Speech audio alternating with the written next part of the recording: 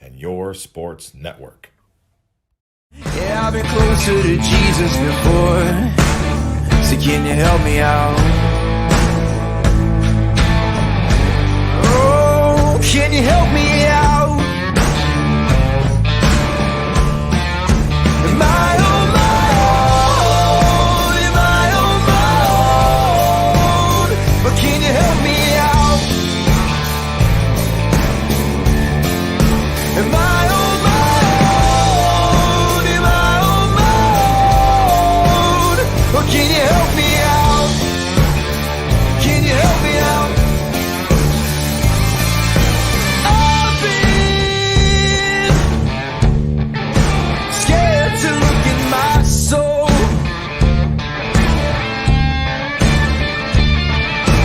I've been afraid I would follow the road. Yeah, afraid of the things I've been told. It's a Friday edition of Running Point on YSNLive.com, brought to you by Greenwood Chevrolet in Austintown. And Ty Bartow joining me from the studio. We have a new camera angle now, and everything's looking sharp and fresh, and we're ready for Pick'em Friday. And Ty, how are we feeling? Oh, feeling real good, Anthony, as it's Friday, Football Friday, and the halfway point of the high school football season. Can you believe it? Already upon us. No, I can't believe it. I mean, we're 5 and 5. We're in week 5. Before the show, we were looking at playoff spots, and we'll talk about that as the show goes on. But much too early, but maybe not too early here in week 5. We also have a special guest with us for the first hour or so, Mr. Richie Giuliano. Richie, how we doing? What's up, boys? I'm doing well today. Hey, joining us from the campus of Youngstown State University. I like it. Yep. I got class here about an hour, so trying to fit in a good segment here with you guys. What building are you in? Shout out to the. I'm in Bliss Hall. I have many memories in Bliss Hall. Many. Richie, I guess to begin your segment, I mean, let's talk about the game that you're going to be calling, because we talked about it yesterday. This is two defenses that have really shined this season. What kind of game are you expecting? We're expecting a defensive slug match. Yeah, I'm expecting the same thing as well. I think Cheney's got a great defensive front with two great defensive ends. Of course, you got the Boston College commit and Clive Wilson, as well as J.R. Tellington. So two big guys that can really control the game, and I think that's the key for Cheney here tonight. Can they stop the running game for Canfield? I mean, it's no surprise what head coach Mike Pavlansky of the Cardinals like to do. They love to run the football. That's their game plan. They're going to try and keep Cheney's offense off the field as long as possible. But if Cheney could stop that run, if they could force a few 3-and-outs, I think they got a good chance to stay in this one tonight. And this is a Cheney team, Ty, that you saw slow down the run of Austintown Fish. They slowed down the run of Shawano and Boardman. They have not been sheltered from really good running games. So maybe stopping the run not so far fetched. Yeah, I don't think so as well. I think, what Cheney's defense has been able to do, and like Richie mentioned too, that defensive line and the linebacking core is just designed to stop rushing attempts. It's been bred to be that solid defensive front because it's that old school Youngstown style football. We're going to run the ball and we're going to stop you from running the ball, and that's exactly what Cheney exemplifies. I guess my question to you too, Richie, what you've previewed with both these teams. Obviously, we know your ties to Canfield, and we know you've done your homework on Cheney. What are some of the big keys, I guess, for each team to victory tonight? Yeah, keys to the game. I'll start for Canfield and talk to head coach Mike Pavlansky on Wednesday, and he wants to control their speed. I think that's a big thing coming into this matchup. You don't want Cheney to stretch you out. You don't want them running sideline to sideline against you, or else they're probably going to beat you. It'll be a slugfest there tonight defensively. And I think another key for Canfield is to develop that run game. If they develop the run game and they're able to pass the ball as well, I mean, we showed what Brock Lowry had last weekend against New Philadelphia. They were able to establish that run early in the game. That opened up the passing game, and that's when Canfield really opened things up against New Philly. So those are the two keys for the Cardinals. For Cheney, I think the big thing is come out, and you got to bring a punch early. If you could come out on the road, get a score early in the ball game or even a big stop. I think that's a big key for Cheney because Canfield has a ton of momentum coming into this game tonight. 35-0 shutout over a great new Philadelphia team. And if Cheney comes in and delivers a good punch, I think we're going to have a good matchup. And then the other thing is to take care of the football. Canfield has been legendary at forcing turnovers this season. If Cheney's able to take care of the football, eliminate turnovers, I think that this is going to be a good one like it was last year. Cheney had the lead at half a year ago against Canfield, and I know they're missing their quarterback tonight in Hewlett, which is a big loss for them, but we'll see what Galt could do and see if he steps up in the offensive scheme here tonight. I like that you brought up Galt because I think, you talked to Pavlansky, and I think one of his goals on the defensive side is going to be make this new quarterback as uncomfortable as possible, give him a lot of looks, make him think at the line of scrimmage, and try to put him under pressure and make quick decisions. Yeah, and the way the cornerback crew has played this year for Canfield, you got some lockdown corners defensively. Oliver Kovas, who we were able to speak with on Wednesday. You could go check that out, our player profile this week for Canfield.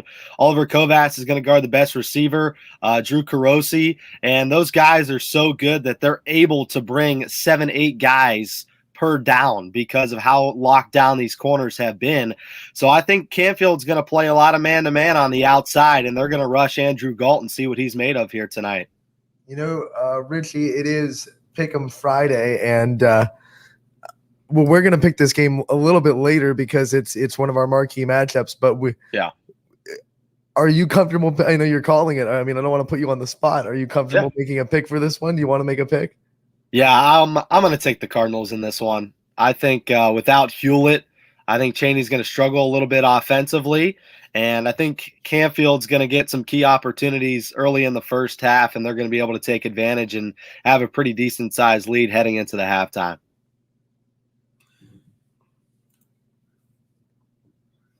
I think that's fair to say too. I think with Canfield's passing attack, I think the fact that they're a more balanced offense too is definitely going to provide an advantage in this one tonight. It's going to be speed and athleticism and the size advantage. I give a slight advantage to Cheney, but as far as the skill positions are concerned, the quarterbacks, your wide receiving core, I feel like that has to go in favor of the Cardinals. And when you go in those matchups of skill versus speed and strength, I think it's always a fun matchup to be had, especially at the high school football level.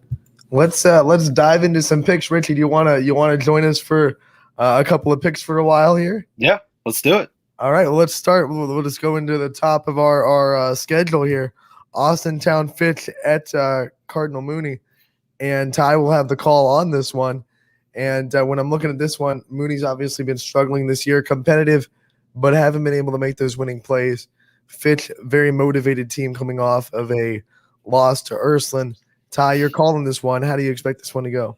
As motivated as Fitch is, this could also be seen as a trap game, and you don't like to say that too often when Cardinal Mooney's in the same exact sentence. But with Cardinal Mooney and the struggles they have both on and off the field right now, with all kinds of off-field drama that's been centering around the program, it's definitely had to play an effect on the Mooney football program this year. I don't think you can't not address the elephant in the room with that one.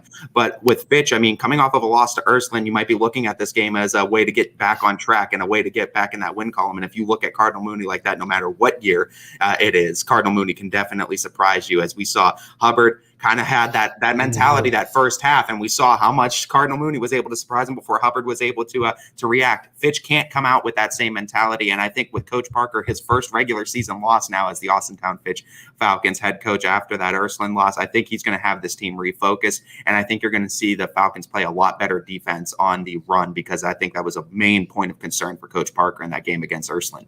I'll let our celebrity guest picker pick this one first. Richie, who are you going with?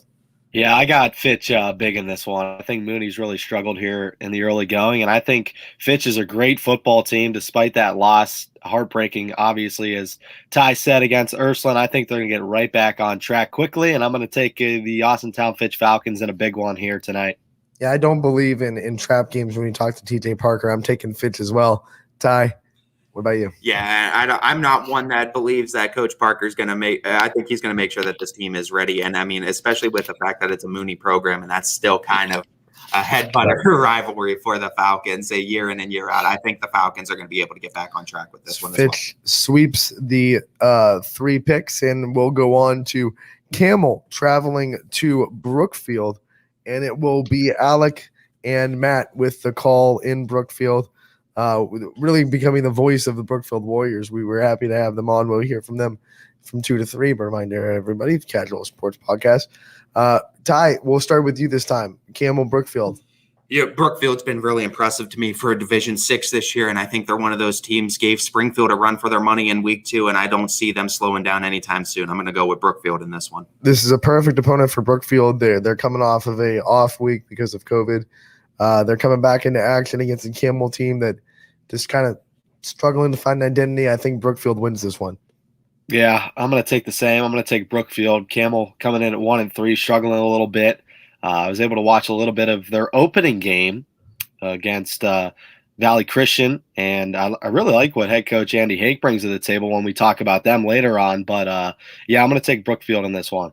Our next one got a lot more interesting after week number 4 because, Champion started the season 0-3 and then looked really impressive against Newton Falls.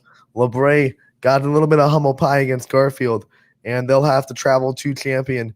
I'll start this one. I think LeBray's motivated. I think they're going to be very hungry for a win. And as good as Champion looked, I think it's going to be closer than I thought it would be after 3 weeks because Champion seems like they put some stuff together, but I still think LeBray wins this one on the road. Yeah, I think Champion will be able to hang at least for a half defensively, but LeBray, this is more of a favorable matchup now that you don't have Garfield's size to worry about like they did last week. You have the skill positions, I think, have the advantage in the skill positions in both the running back, the wide receiver, quarterback department. I think LeBray is able to take this one, especially in that second half.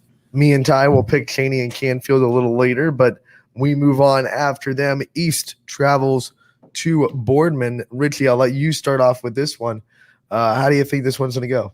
We could also have Richie pick the LeBray versus Champion too. Double up did? On that one. Oh my gosh! I got LeBray. I mean, I don't think it's I just wanted to make sure we got Richie in with that one. I've been a big LeBray fan from the beginning. I was able to call their first game actually of the season against Lakeview, and man, their offense is just so explosive. They have the ability to really put up 60 points a night if they want to. The only question is, can they stop the run? And I think they will here tonight against Champion. I got LeBray in another big one. I'll tell you what, TGIF. I am so sorry, Richie. You're just excited for getting to tonight and getting to the audible call with Mike Ackelson tonight. That's what you're excited for. I am. I think everyone should be excited for that. Absolutely. So now we'll go east, traveling to Boardman. Richie, I'll let you start with this one since we so rudely skipped you the first time. Yeah, I'll take Boardman here. I think they're going to win by 4 touchdowns. Honestly, this is going to be a blowout win for me for Boardman. Being able to watch Terrence Thomas and their head coach come in at Coca's Pizza, they still seem really focused. I know Ty talked about some trap games when teams come in with a poor record, but they really seem focused about East, and I think they're going to put up a big night here at their home stadium. Look, East is putting together a pretty good season for their program, but I think this mountain is too steep to climb. Terrence Thomas is second week back. He's only going to improve. And by the way, you can actually hear from Terrence Thomas in the player profile on ysnlive.com. Go check that out. But I just think Boardman is too much for East this time, especially at home. Ty, what about you? Yeah, East, like you said, has been looking impressive, and I think they're taking the right strides to really turn that program around. But Boardman has been surprising me a lot this season, and Boardman and Fitch all of a sudden has become a way more interesting game, I think, with the season, with Sean O'Horo doing what he's done this season. And when Thomas came back, it was going to be a show, and it has been a show over there in the country. Future Boilermaker putting up some numbers here in his first week back and now his second week back. We move on to a big matchup in the Buckeye 8. Edison, a rejuvenated program. Remember, just 2 seasons ago, they were 0-10. And they came out last year, put together a pretty impressive season, and they haven't lost momentum this year. Now they go into a Beaver Local team that got a big win over East Liverpool. Looks very good right now. Excuse me. This one's hard. I'm going to pick Beaver Local, though, at home. Yeah, and you know what? Edison, ever since week 1 with that loss to Southern, has kind of turned it around, and they've been pretty dynamic, especially these last 2 weeks, beating Catholic Central last week and Matthews last week, Catholic Central the week before. They've been really impressive, but certain times in seasons when you get those big wins over your rivals, it can not only motivate you for that week, it can motivate you for the whole season. I can't forget about 48-0. Like exactly, and when you beat your rivals and you beat them like you did in that fashion, it's going to be motivating. And I think if Coach McKenzie and we know Mikey McKenzie's going to be excited for this one, but if Coach McKenzie's going to do anything, he's going to build around that win, and he's going to use that win to try to propel this team the rest of the season. And I think the Beavers are going to be pumped up. They're going to be amped up, and they're going to be ready in this one. I'm going to go Beaver local. We always have to check on Mike McKenzie during the audible call just to make sure. Richie, what do you think about this one? Yeah, I'm going to take Beaver local in this one. Their team, despite their record, I think is really, really strong. 2-2, lost to Indian Valley. I don't know much about Indian Valley, but I know their second loss to Salem, and Salem's spectacular this season. And like you guys touched on, I think their big win over East Liverpool, 48-0 at home. And, it's pretty cool watching the prime time there on Thursday, listening to head coach and Mike McKenzie, the way he speaks and talks about his team. And I think that they have a great leader over there, Beaver local, and therefore I think they're going to pull off a big win tonight against Edison, who's a good team coming in at 3-1. I think head coach Mike McKenzie is just as much of an intimidation factor as the team is. I mean, that guy looks at you and you want to turn around and run. I thought you were going to say as Mikey McKenzie. It was like him with the golden pipes on the broadcast. I thought you were going to say he's as intimidating. Like, he brings intimidation too when Mikey McKenzie's. I think the other team knows that who's calling the game. They're like, wait a minute. Yeah, absolutely. We're in trouble. Yeah. I think Richie has that factor too, though. Richie's got the X factor. He's got the Madden X factor, the golden pipes, the golden pipes X factor. That's it. I love it. I want a shirt like that now. Richie's got the golden pipes. If Richie had Madden stats, his voice would be 99. Right? There you go. That's it. That's it. We're making him blush. All right. Hubbard goes to Struthers, and Hubbard is just, what can you say about Hubbard? They've looked phenomenal. They've beaten everyone that people have questioned whether or not they could beat so far this year. Now they go on the road against the Struthers team that starting to put a little bit things together, but they got handed to by South Range last week. Ty, what do you think about, can Struthers compete and try to make this a game? I think Struthers has a good football program, and I think they're going to keep on improving year after year because I think Struthers just has good athletes congregated in that city, or in that town, I should say. But Hubbard, what I could say about him is never going to do it justice because you need to just listen to what Jamie Thompson and Anthony Romo have to say about him. Those two cover the Hubbard Eagles exponentially. I know they're going to be at Springfield this week, unfortunately, but those two cover them exponentially. We have to talk about that because Jamie and makes a promo tweet every week, and we really appreciate it. He breaks down what the matchup's going to look like, and he did it this week for Springfield. The Hubbard Athletics Twitter. I saw that. Wasn't too happy about it. Really? That's hilarious that they came after him. That's hilarious. I think they said, I don't want to misquote them, but they it's like you got to stay on the table when it's hot. Right. They took a shot. That's hilarious. Did you see his response? I mean, what you see too. I'll let you look up that response from JV and Anthony. But I mean, Eric and Rob have the call. I'll look up that response again. But I mean, those two cover Hubbard Athletics so tremendously well. If you literally need to know anything about that football team, I mean, they've done player profiles, they've done coaches interviews, and I mean, they cover that team so very well. I don't want to do them any injustice, so I don't want to talk any further. If you need to listen to Hubbard Athletics, talk to those two about it. So Hubbard. They replied to Jamie's promo tweet of South Springfield and Middle Ridge, and they said never leave the table when you're on a hot streak, right? So, and then Jamie just replied with a gif of Arnold Schwarzenegger and Terminator with the "I'll be back," which was great. It's great. Hubbard loves them. I've talked to Hubbard's AD because I did a volleyball game there, and they love Hubbard obviously because they're alumni there. So I'll tell you something else. I love Hubbard in this game as well. If we want to get back on track, I love Hubbard in this one as well. I think Jamie and Anthony have done a great job hyping them up as well. But, I mean, you got to believe in the hype now, especially after wins against Cardinal Mooney and Poland now get those two bunkies off their back. I think at this point, the only team that can beat Hubbard is Hubbard. Honestly. Until we see that South big, Range matchup. You're right. You're right. Because I think that's the matchup everyone's waiting. I think everybody – not only, I mean, obviously not in the NE8, but I think everybody kind of locally wants these two teams to be 9-0 going into week 10. For now, you do have to remember that we're still talking about high school kids and things happen, and sometimes teams get a little big head or whatever, But I don't expect that to happen to Hubbard this week at all. I think they roll into Struthers. You take Hubbard too, Richie. What's your take? Yeah, I'm going to take Hubbard as well, but you can't hide the fact that I think Struthers has a great football program over there right now. I mean, I don't think the record reflects who they are, especially because who they played so far.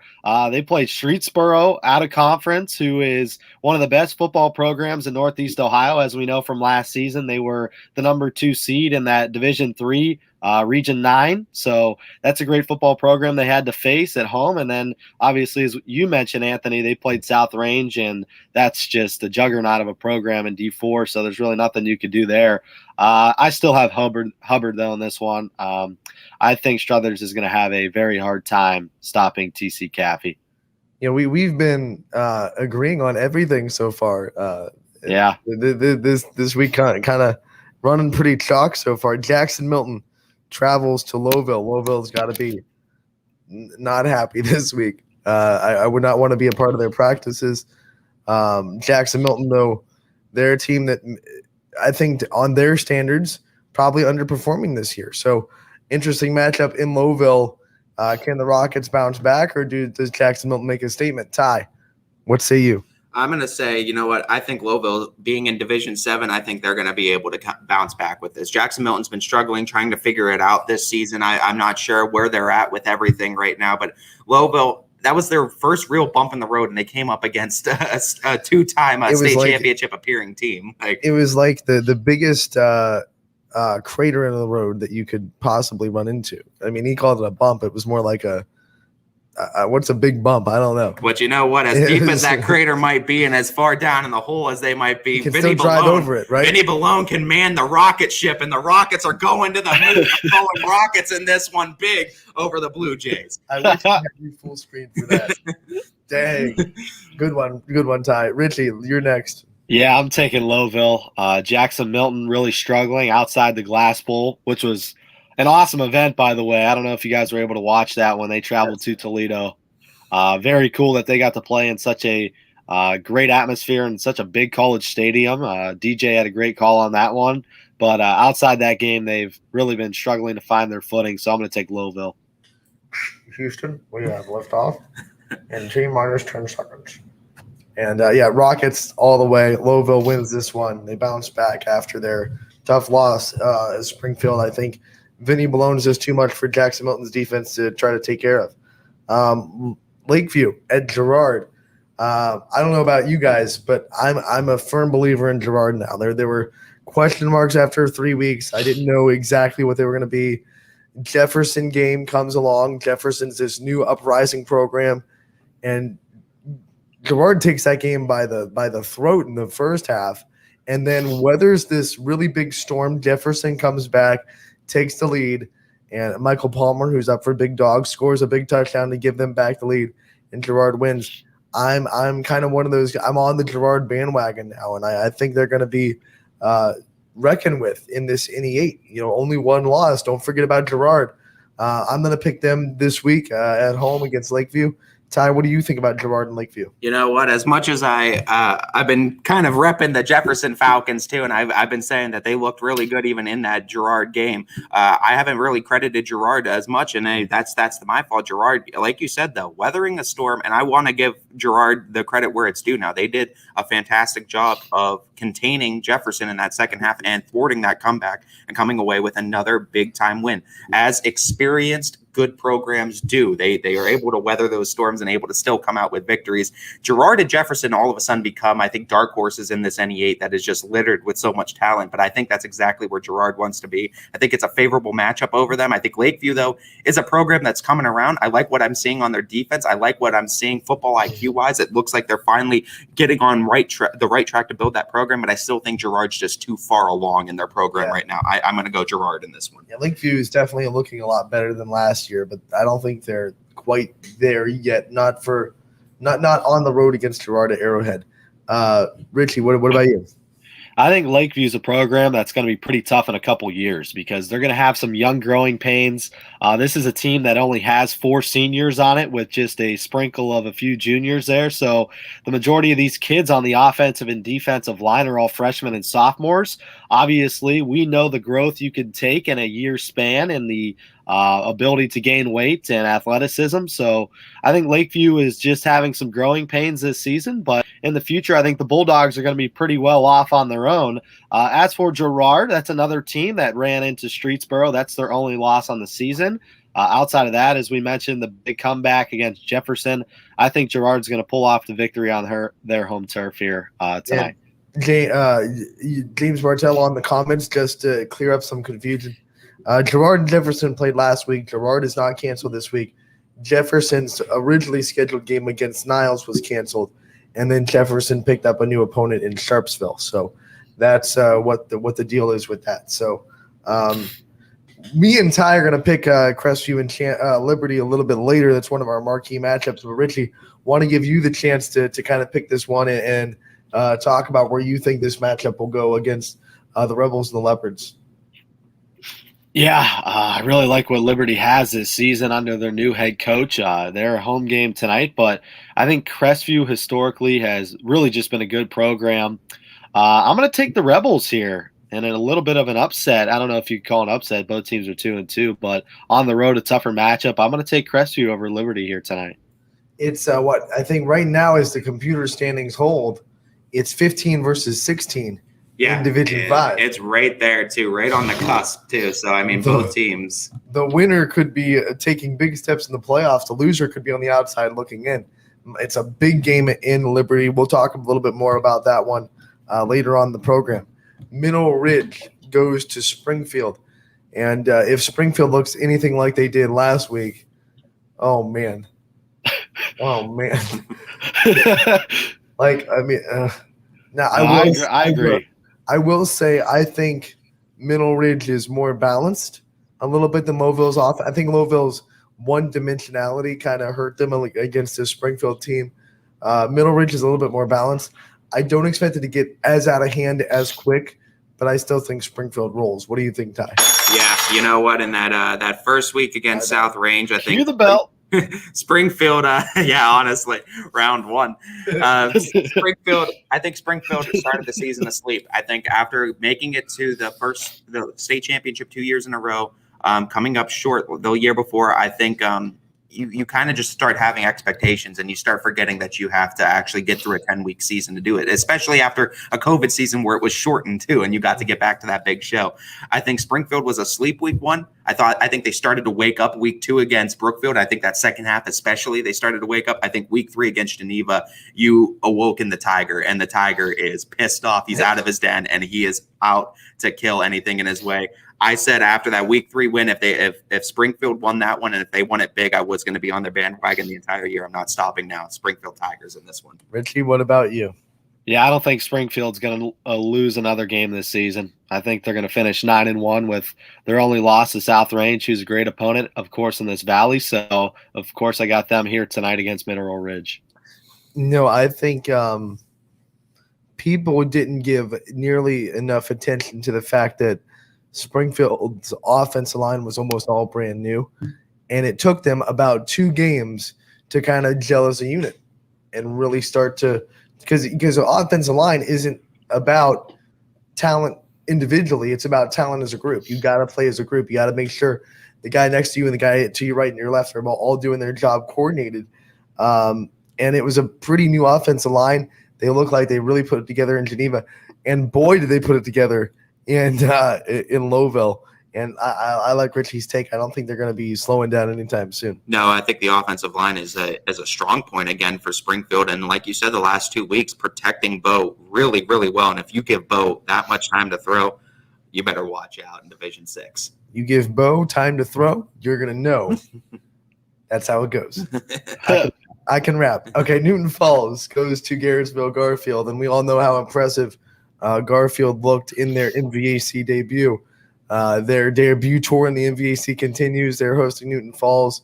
Ty, I'll let you kick this one off. As this is a game too where after Garfield coming away with a big win against LeBray, I don't know how you don't look at this team and start considering them serious contenders in D5 now. And I mean, everyone, of course, in the region, everyone's looking at Kirtland. Everyone loves that matchup, and everyone also in the area is going to look at South Range in D5 and obviously love that as well. But I think these Garrettsville Garfield G-men are going to have something to say about that in D5 too. And I'm kind of looking forward to a matchup, and I almost hope that Garfield and South Range cross paths at some point this season. But I definitely think Garfield has the team to go on a deep run. I'm going to go G-men on this one. G-men. I think Garfield, as improved as Newton Falls has looked this year, don't get me wrong, they're 2-2. Don't want to sleep on the Tigers. I think they're going to win a couple of more games this season. I don't think they can hold up against the physicality and the size, so much size of Garfield. Yeah. Anthony Demos and I have another 3-touchdown day. Garfield wins this one. Richie, what about you? By the way, Anthony Demo up for Big Dog of the Valley, and you have 2 more days to get out and vote. Yeah, I'm going to go with the G-men big here. I mean, my goodness, I'm not going to lie to you guys. I thought LeBray was going to go on the road and get a big victory against the G-men last week with that high-powered offense, but the G-men had something to say about it. And rewatching that game, like you said, the halfback's been phenomenal, but credit the offensive line. They got some beasts up front, and those holes are gaping for men to run through. So I think the G-men are a big competitive force coming into week 5, and another pick for me. They might go undefeated this season. I really think the G-men have the capability to put up a 0 in the loss column. Garfield made LeBray's defense, which is a good defense, look like Swiss cheese. Yeah, so cool. It was like very surprising to me, and how good they are on both sides of the football. The thing that makes it even more astounding is they're running the ball. They don't even try to hide it. And that's the thing that really is interesting too, and what's going to be interesting in Division 5 especially. You got to remember the state we live in is in Ohio. And what time does those state championships and playoffs typically tail off into? November, December. Weather becomes a factor. The temperature becomes a factor. It's catered to a running style of play. And Garfield, I think, has perfected a running style of play. In the frigid tundra of Canton, Ohio. So I do think Garfield's going to have a reckoning this year, and I think if we can get that Garfield South Range matchup, I think that's kind of a matchup everyone wants to see in Division 5 right now. Jefferson, they get to host Sharpsville this week. They lost Niles, picked up Sharpsville. Ty, you got some information on Sharpsville before the show. They're 2-1. Their opponents, though, I don't know if they hold water. I don't know. Not the greatest are their opponents, and I believe that what we saw was that they were 154 and 56 or 46 and scoring a 4 to against, so over 100 points in the plus in favor of Sharpsville. But I mean, opponents have definitely been a little bit lackadaisical. Sharpsville is actually a combination of, I think, 2 school programs this year because the actual Sharpsville school didn't have enough for a football program. So it's a combination of 2 schools this year. And I think in this one, Sharpsville, as impressive as those scoring margins are, I think Jefferson's defense is the real deal. And I think Jefferson is a real deal team this year. You're talking about a team, like I said, 5 years in the previous 4 years, 3 wins this year, as much as they already had last year total in 10 games. They were 3-7 last year, 3-1 this year. I think Jefferson is here to stay, and I think they're a program that just keeps on continuing to the moon. And Sharpsville given up 48 points total, but 34 of them came last week in their first loss of the year. Yep. So, you take it for what it's worth. I'm rolling with the Falcons all day on this one. Richie, what about you? Yeah, I'll take Jefferson as well. This was a matchup. Obviously, I had a little bit of a question mark around just because I didn't know too much about Sharpsville, but now that Ty filled us in there, which is great, and I think Jefferson's going to roll through. All right, we go on to Salem, who has just once again we've talked about some of these teams that have just looked incredible. Doesn't even touch it. Salem's looked unstoppable. They go to Alliance, their first road matchup in the EBC, in Aviator country. Richie, I'll let you start this one off. You think Alliance has any chance to slow Salem's offense down? I do not. I do not. Alliance defense. I did a little research. They have not been very good this season. They're 1-3. Salem, of course, with their explosive offense, is 4-0. And I got the Quakers on the road, big against Alliance here tonight. Sneaky suspicion that the audible call will be going to Salem a lot tonight. Yeah. Just a feeling you have. I think you got to be ready when they have the ball at the 50-yard line, because I think there's going to be a lot of big plays in this one, a lot of 50-plus receiving touchdowns. Anytime that I see Blaze X line in a bunch formation, I'm saying cut there now, because they're going to a wide receiver screen, and it's probably going to be a big gain. Yeah. This. I mean, like you said, you're opening up EBC play, and I mean, Jackson Johnson and X line have been looking so impressive. I guess the biggest thing is, I mean, we got to tell Alliance this is air traffic control. All flights have been grounded. Salem is coming into town, and there's expecting to be a showering of touchdowns coming into tonight. I'm going to go Quakers big in this one. The FAA has grounded all flights out of Alliance, and I don't want to pull Orson Welles and make people think that's like legit breaking news. I better not do that. Yeah, you probably shouldn't do that one. Our buddy Matt Seidel and his Sebring Trojans travel to McDonald team that got a win last week. They didn't look great first three, but they were able to beat Mineral Ridge in Mineral Ridge 21-14. Ty, what do you think about this one? This is one too where I've seen McDonald. They're starting to make that turn a little bit now, and I mean, I wanted to see if they could pull off that win against Mineral Ridge, and they were able to do so. They avoided the 0-4 start, which would have been, I think, the first time in I can't even tell you how many years it's been since 2014 since they started 0-3 in a season. So I can't even tell you how long it's been since they started that. So for them to avoid the 0-4 start, get that first win, I think there's a little bit of momentum stirring in McDonald country, and I don't think you could hold those Blue Devils down for long. They don't rebuild, they reload. I think they're going to get back on track. I think they're on track now, and I think they are going to sneak a victory against the Sebring Trojans. You think it's going to be close? I think it'll be close, but I do think McDonald can sneak a victory against Sebring, especially being in McDonald tonight. Richie, what about you? This is the first one. We might have a different pick here. I'm going to take the Sebring Trojans on the road. Coach Seidel has this team ready to go tonight. A tough loss last week and less than a touchdown loss. So I think the Trojans are going to come out there, and I think they're going to pull off a little bit of an upset against McDonald. Now you're in the middle. I'm actively thinking, because I got to make up some ground in the standings, as we know. Yeah, I think honestly this is one of the toughest picks of the Friday football. Really go either way, honestly. And I feel like a lot of people on the rest of the YSN banner are going to pick McDonald in this one. Matt, I'm trusting you, buddy. Don't let me down. Don't let me down. I'm going with the Trojans. Bring out the Trojan sword. Shink. No horse in McDonald. No Trojan horse. And let's get that win, Matt. The Fredericks are going to have a day. I'll guarantee that right now. Win or lose, the Frederick brothers are going to run for over 250 yards. I'll say that right now. Oh, wow. He's already putting down a betting line right now, 250 combined. For the Frederick brothers combined. Okay, that's fair. We'll address that one a little bit later. Oh, man, we go to Poland. Well, actually, we're going to do that one later, but I'll let Richie pick this one. South Range at Poland. Richie, this one's a big one. I mean, Poland's not feeling great about their loss last week. But you look at that tape, and they had opportunities to win. Jack Fulton had a wide open receiver in the end zone that last play. Yeah. Didn't find him. What do you think about this one? Yeah, Poland, they've lost a couple tough ones to Canfield and Hubbard, obviously, in that second half spark by the Hubbard Eagles to pull off the comeback. But, I mean, as we've said this entire broadcast, South Range is one of the toughest teams in this area, if not the toughest. And I think the Raiders are going to pull it out.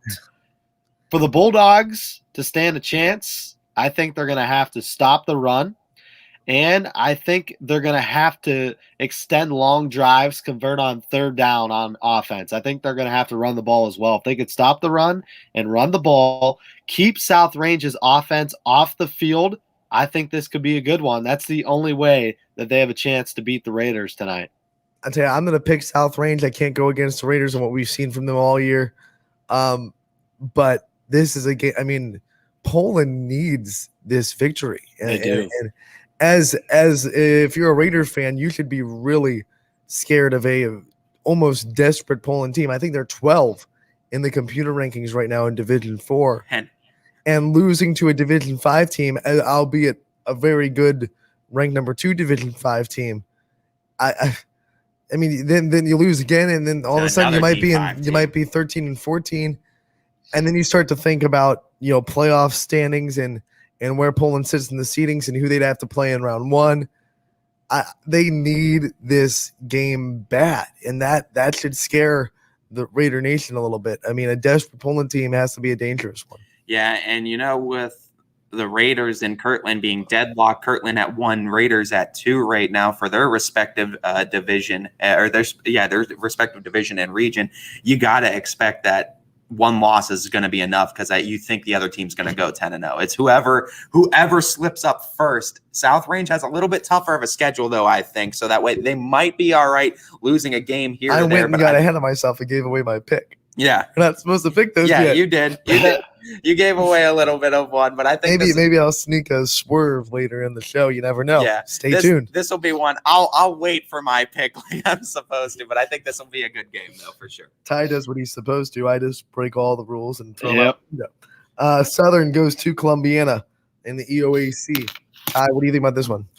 This one's going to be interesting too because Columbiana's had ups and downs this season, and they've kind of been rolling like a roller coaster. They look really good one week, and then the next week I'm saying, all right, I have some questions on your defense, I have some questions on your offense now, and then the next week they seem to patch it up. Southern's been pretty consistent though this year, and I mean with Southern, we know Latonia, we know United. Those 3 teams are going to be huge competing in the UAC, and I think there's no reason to believe that Southern's not going to continue. I'm going to go Southern in this one, even on the road. Yep. Southern keeps it up, in my opinion. They get the win at Firestone. You have the next one, Louisville at Uniontown Lake. And I forgot Gritty again. Yeah, dang it! You're just. I'm keeping it going. Sorry. Just keep it rolling. I'm going to take Southern as well. Keeping it Southern. Okay, let's just go to Louisville and Lake. Richie, go first. This is a tough one. Louisville obviously struggling this season. Uniontown Lake is more known for their basketball than their football. I'll tell you that. Their basketball programs are, second to none, one of the best in the state of Ohio. I don't know. This is a tough one here tonight to pick, but I think I might have to take Uniontown Lake. Ty? Yeah, for me in this one, I'm gonna go Louisville because Louisville. Yeah, that's right. Rock the banner. Yeah, you're not gonna like me here real soon. Then after you're gonna like me now, not like me here real soon. But Louisville is one of those teams though that I think, like McDonald, you can't hold them down for too long. They're a team that reloads. They don't rebuild. They face very tough schedules year in and year out. You can't hold them down for long. I'm going to go Leopards up. Spot me. Leopards tonight. Spot up. I love it. Louisville gets their first win of the year tonight. I think this is a perfectly timed game against Uniontown Lake. United at Latonia. Me and Ty are going to pick this one a little bit later. It's one of our marquee matchups. Richie, how do you think this one's going to shake out? Yeah, obviously I think it hurts Latonia that they've only played one game. I mean, besides the fact that they beat up the Bulldogs, I think 52-16 last week, which is a huge opening night for Latonia, especially with their brand new turf, beautiful facility that they opened up there. And United, 2-1. Their only loss was to East Canton, which is a good football team, and that was a 6-point loss. So I'm going to take United in this one. I think it's going to be a close game, but I think United comes out on top. And Ursuline and Warren Harding will also be picked later by me and Ty. But Richie, you want to give you the chance to pick this one too? Yeah. This is a game that's flying under the radar, in my opinion, because Warren Harding has one of the best schedules in Ohio as Division II school. I mean, they played Medina, Hudson, and Massillon, Washington already in their first 4 weeks. 1-3, which is tough, but they're a great football team. I mean, their loss last week to Massillon, Washington was only a field goal loss. They lost by 3 or 4. So this is still a good football team. Ursuline, on the other hand, of course, they got that big win against Fitch. I know they might have had one too many people on the field there, but we're not going to talk about that. So I'm going to take the Irish in this one, though. I just think Ursuline's got such a good offense, and they're very hard to keep off the field. So I'm going to go with the Irish. Oh, plus the fact that Ursuline's only loss is to the best team in Division III in Chardon, so that helps. Actually, but though not ranked one right now. I think it was Kenston. I think we're going to see next week when Chardon takes on Kenston, who's the number 1 seed. That will be a great matchup outside of the YSN district that we'll definitely be keeping our eye on, though, because it's definitely going to have huge implications for the playoff. Let's continue so we can get Richie out and he has a class. So Valley Christian at Lisbon. Richie, start this one out. Yeah, I talked about this earlier in the broadcast. I'm going to go with Valley Christian here in this one. I love what Coach Hake's doing. Talking to some of our YSN guys. He's down to earth, knows a lot about football, so I'm going to take Hake and the Eagles here tonight. I'm with the Valley Christian Eagles as well. They were off last week, right? Yeah, they were off last week. They didn't get to play United. They're going to be coming in another week of preparation, and Lisbon's going to be competitive.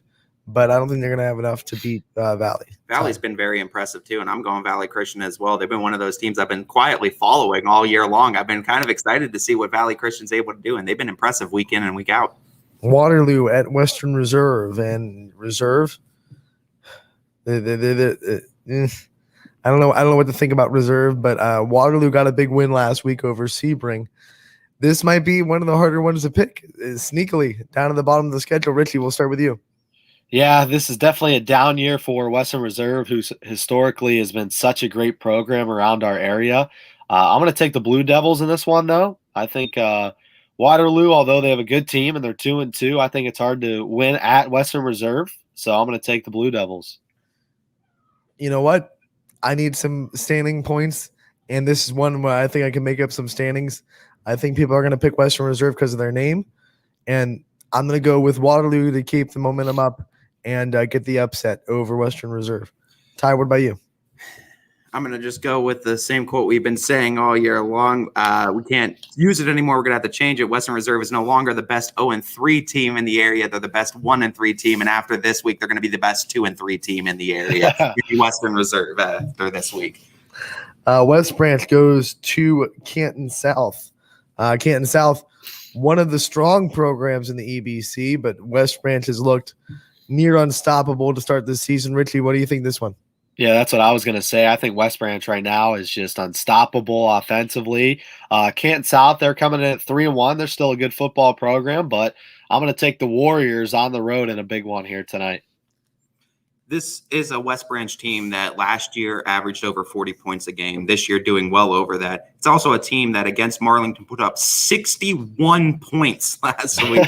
It is an absolute offensive buffet over there in Warrior Country. Give me West Branch tonight. West Branch has been hearing people chirp all week. Who have you played? Who have you played? Well, here comes 3-1 Canton South, and West Branch is going to say, that's who we played. They're going to beat them. They're going to beat them big. And I think this is going to be a statement game for West Branch. We do have some Saturday games to pick really quick. Wyndham at Steubenville Central Catholic. Richie, what about this one? I don't know much about Steubenville Central Catholic. I saw there was a team for YSN that played them earlier in the year. No, they're not Steubenville. Yeah. Oh, I know. Yeah, I know that. I don't know. I know anybody with the name Steubenville is probably pretty solid. This one, I'm going to take the Bombers, though. Give me the Bombers. I think they're going to come in and get the W. Because there was a team that YSN played against Steubenville Central Catholic, and they beat them convincingly. So Bombers, I don't know much about them, but I think the Bombers are going to beat them. Bombers all day. Ty, what about you?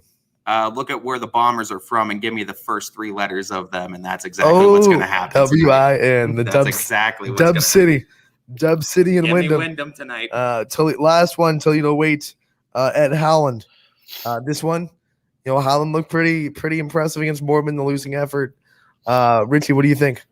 Yeah, Howland's a much improved team from week number 1. So I'm going to take the Tigers at home. This is going to be a tough travel for Toledo Waits. Wave that banner, Richie. That's what I'm talking about. Because Toledo, this is a 1:00 game, remember. So Toledo's traveling over 3 hours. They're going to be getting up early in the manana, and they're going to have to come and play Howland. So I think the Tigers are going to get win number 2 at home. You should never face a Tiger if you're tired, and if you go into their den and you're all drowsy. It's not spelling. K-Ace, Ty. K-Ace. It's definitely going to be Howland tonight. I'm going to pick the AAC brethren and the Howland Tigers to get another big win on a 1:00 game on Saturday. Yeah, all Howland. We're waving the banner. Howland Tigers get the win. Richie, it's been great having you on. You picked all the games. Oh wait, Yep. I don't. Did you? He needs to do Fairport, Harding, and Warren JFK. That one's not happening. Oh, excuse me, not that one. I mean, what is the Wellsville East Palestine? Is that the other did one? we skip? Okay, Wellsville East That was one. Palestine. That's right. We definitely. I knew we missed one. And All right, that was the one. Wellsville East Palestine. Richie, really quick. I'm going to take Wellsville.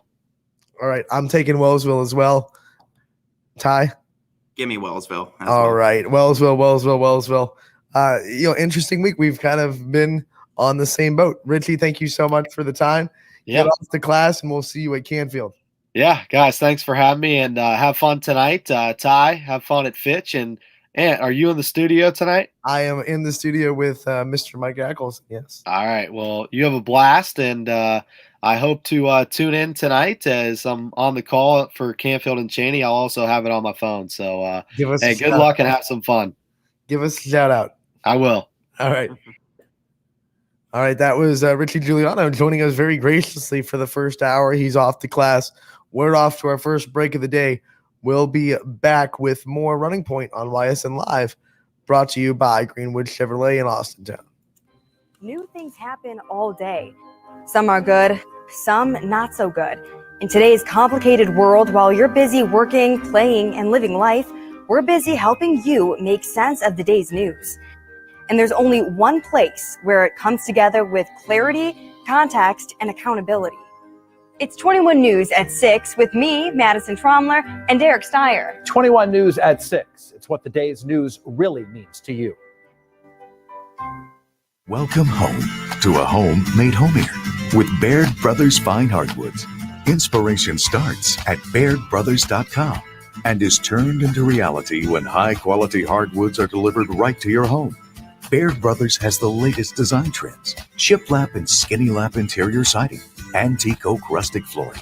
And, well, you'll find them all at BairdBrothers.com. Ordered easily, delivered conveniently, enjoyed comfortably. BairdBrothers.com. At Greenwood Chevrolet, shop with confidence knowing we're ready to go the extra mile for you. With the largest selection of used vehicles in the Valley, backed by the Greenwood Advantage Warranty. Every one of our vehicles has undergone our own 126-point inspection, so it passes the most important inspection, yours.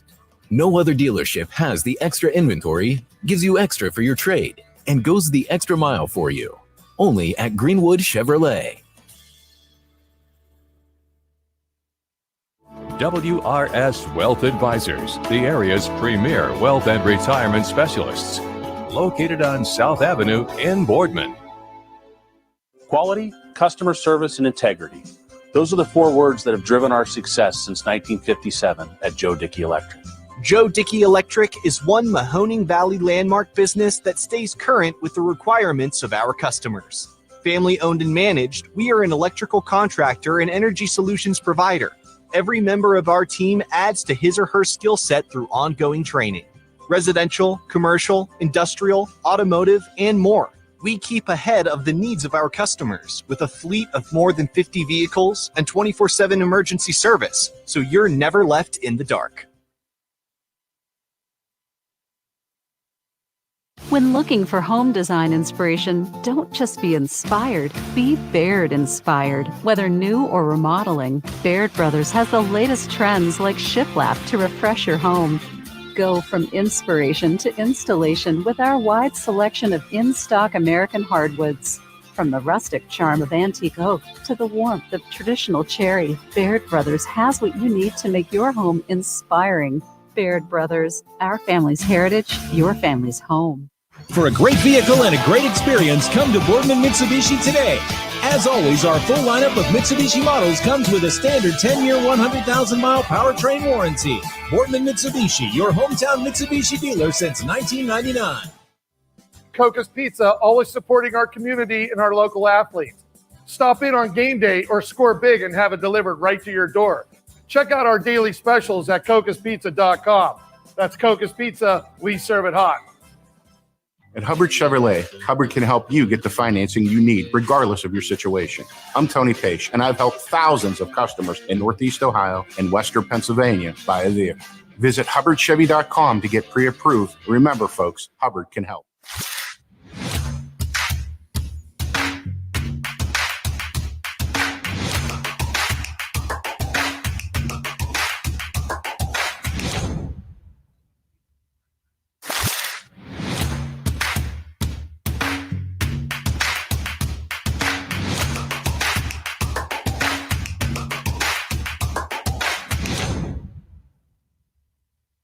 You're not waiting to see what the world has in store for you. It's more about what you have in store for the world. All you need is the opportunity. All you need are the resources of a large university and the advantages of a personalized academic setting where you can experience new worlds in the arts and sciences, business, and education and make them your own. We are where you shape your future. We are Youngstown State University and proud.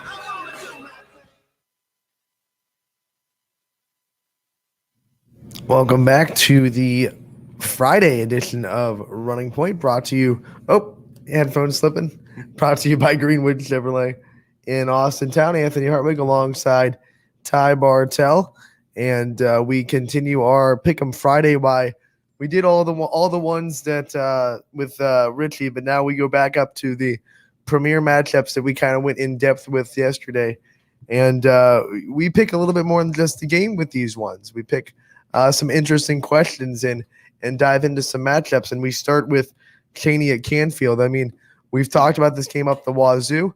We went in depth, me and you, yesterday, and then Richie gave us some extra knowledge on it at the top of the show. How do we think this one's going to go? It's kind of time to pick this one and pick a couple of things from this game.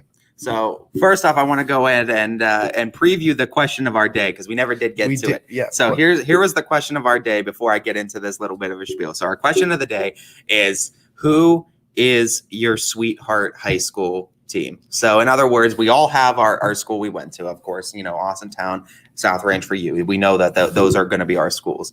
But I feel like we all have that other school, that sweetheart school, that school where we kind of root for when things aren't going well for our school. Obviously, for me, it's always been, being the Fitch grad, but for me, since they came back to, it's been Cheney. Cheney has been my sweetheart school, and it's something about Coach Emil. It's something about that program, and it's something about just the grit and grind of Youngstown being exemplified in the Cowboys year in and year out. I love the program. I love Coach Emil, and I love the boys that are congregated. And Cheney's been my sweetheart team since they've come back.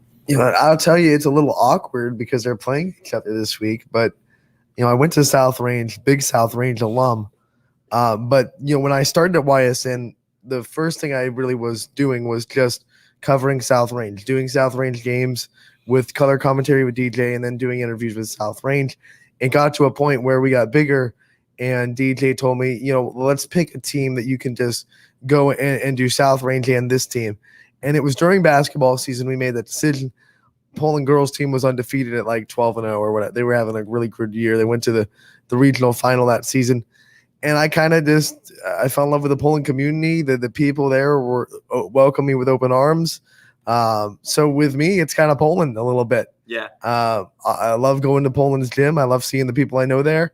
And, that's why I really say, even though I'm a South Range alum, I don't really have a skin in the game in this one. I want both of them to have a really good game. Nick Colosimo, big fan of the show, has been a big fan of me and a big supporter of me at YSN and my progression through YSN and all of us here at the network. You kind of root for people like that. So for me, it's Poland a little bit. And, I'm kind of like you, too. There's certain programs, like I don't know if there's necessarily a sweetheart team I have where I love all the programs, but I really love certain programs. And it's the Cheney football and the Cheney basketball team, honestly, that I have for. Waterloo's another one basketball-wise. It's starting to be a little bit of a sweetheart team for me. I'm starting to really fall in love with the Waterloo You know what? basketball And it's funny that we programs as bring well. this up because Jamie and Romo are starting to get Springfield Yeah, fever a little and that's bit. what I'm talking about. When we had Emmanuel call, he told us that the Hubbard Eagles were his sweetheart team, and I feel like everybody has that sweetheart team that you kind of And silently you know root what? for. Just to I don't want to speak for our CEO, but he's the East Palestine alum. He does a lot of East Palestine games, but South Range, he loves the people there. He loves Dan Yeagley.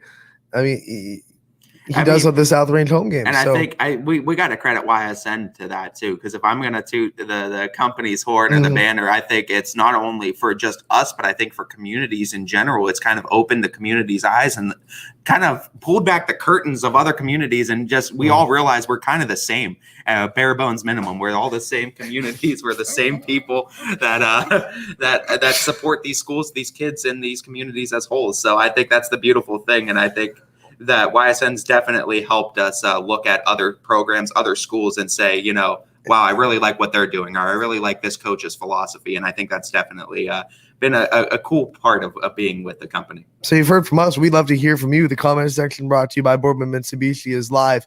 No matter what platform you are watching on, whether it be Facebook, YouTube, Twitter, or Twitch, we'd love to hear from you. What's your kind of school that you've kind of come accustomed to outside of your alum? Or if you want to give a shout out to, you're bleeding the colors of your alum, then that's cool too. Yeah, absolutely. I mean, everyone I feel like has it too. Billy Mack, another one where Newton Falls grad, but Ursuline is a sweetheart team. Everyone has those sweetheart teams. As our owner now, CEO DJ Yoakley has joined one. He's gonna have to grab a mic. Got some Skittles in my mouth. Yeah. So I apologize. But now talking a little bit about sweetheart teams, a little bit for our question of the day for our fans as just falling in love with other programs. I mean, do I have to say it? Right? Do I have to say who my sweetheart team is? I think I kind of gave you the segue, right, with the South Range Raiders and what they mean to not just you, but what they've meant to this company, being one of the first 4 teams. Listen, we were at Poland yesterday, and Brian Banfield had an interesting comment that he said. He goes, I said, we love being here in Poland. And he says, listen, YSN was created in the basement of South Range High School. And I looked at him and I was like, well, he's not wrong. He's not wrong. he's not wrong. We weren't in the basement. I mean, we were kind of all over the place. But listen, I mean, there's 4 schools: Letonia, Salem, South Range, and Crestview. And no particular order. That if they need anything at any time, we bend over backwards for them. Because we knocked on every single door in 2017, and those were the 4 schools that answered the call. We owe them everything. We do. And so, yeah, do I have an affinity for those 4 schools? Absolutely. But I'm still a Bulldog at heart. Right. We're still in East Palestine for now. And it's one of those things where, like, when you graduate, unless there's some deep, deep issues, you're always going to be a Bulldog or a Raider or a Falcon. We're proud of where we come from, but at the same time, like, we're like South Range, Crestview, Letonia, and Salem all helped us get to where we are today. They were those first bricks that we laid in our foundation. So those are my 4 sweetheart teams. But listen, when you got a guy like Dan Yeagley, right? I mean, I would do literally any. If there was a bullet coming at him, I would take that bullet. Yeah. Because there's no Dan Yeagleys out there other than Dan Yeagley. And he's a better person than I will ever be. I strive to be like him. I mean, that's the kind of relationship we've built. And I told him, whatever Hall of Fame you go into, whether it's the person Hall of Fame, which he deserves to be, Coaches Hall of Fame, which inevitably he should go in, South Range Hall of Fame. It's a lock. Yeah. Like, I mean, there's a better chance of me, I guess, growing to be 7 foot tall than there is of Dan Yeagley not making the South Range Hall of Fame. So I want to be the guy that talks about him because I've got so much to tell, and so many people do. And that's the funny thing is we did the coaches corner with Hake and Spate. They couldn't say enough stuff about Dan Yeagley, and nobody that I've ever come across has ever said a bad word about him. And that's a testament to who he is, who his wife is. That family are just great people. And it starts with his parents. And he'll tell you that. Right. So, but South Range, they got a little bit of an extra nudge at the top. As DJ's like a stud out here, he has 4 sweethearts on the side of as he's balancing. I have 49 sweethearts. Yeah, there you go. There you go. Company guy. He's got a lot of sweethearts on the side of him as well. But I mean, I think it just brings up a good point because I feel like YSN has done so much for having these communities. We're still our separate communities and we still support our teams and we still have our rivalries at heart. But when it all comes down to it, when we have that one team that's in the state championship or one team in those regional finals, this area, and it seems like 52, 59, 49, whatever programs we have all rally behind that one team now. And I got to credit YSN for pulling back the curtains and really letting us see all these communities, all these teams, and really just talking about the players because it's easy when it's just, a game a week and you just see numbers on backs and you're just like, well, there's that player with that number. You might hear his name a couple times during that game. Maybe not much anymore. You're hearing it consistently every day, every single week. And now we match names to faces and now there's actually people behind these numbers. That's honestly been huge. like my favorite part of the job at YSN is just building relationships with the people that go beyond South Range. And, like I told Ty at the beginning of this, like when I started at YSN, it was pretty much cover South Range. That was my job. But then when I branched out and then got to meet all these different people from different communities, it's been one of the favorite parts of the whole job at YSN. You were so scared. What he's not going to tell you is how terrified he was to go outside of South Range. Your first trip, I mean, this is perfect timing for this. Your first kind of love outside of South Range quickly turned into Poland. It was Nick Blanche. Yeah. I mean, the day I met him, it was like I'd known him for years. He's just one of those guys. And, soon enough, they're cutting down nets, putting them around Anthony's neck. Right. and Anthony goes from wearing everything that's burgundy and gold to wearing shades of blue, which was weird. It was like the Power Rangers changed colors.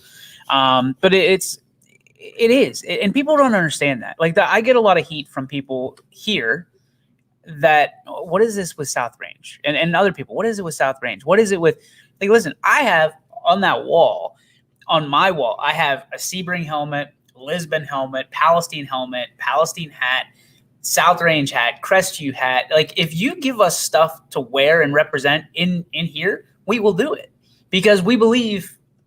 We got the camera going the wrong way. We still have this wall over here that is brick by brick, and every school outside of the last 2 that we added because we're still waiting on the stickers. Thanks a lot, COVID. Are on the wall for a reason. You are a brick in the foundation of who we are. And as we grow, they don't go away from it. So when you said to me, like, I'm nervous, I'm not sure I'm ready to but look what you did for girls sports, girls basketball, girls volleyball, when you stepped outside of South Range, you know what I mean? Without you deciding, hey, I'm free. I'm going to go to Steubenville, or I'm going to go here. Waterloo and all these places. Guys like us that just are sports fans that not just love the programs, but love the kids that are trying their best, whether you haven't won a game in 2 years or whether you've won every game in 2 years. It's just, you want good kids and good sports and all that stuff. And that's what it's all about. When people say, oh, they bust our stones about you're going after this team, like, listen, you'll see our tastes will change from week 1 to week 16 this year.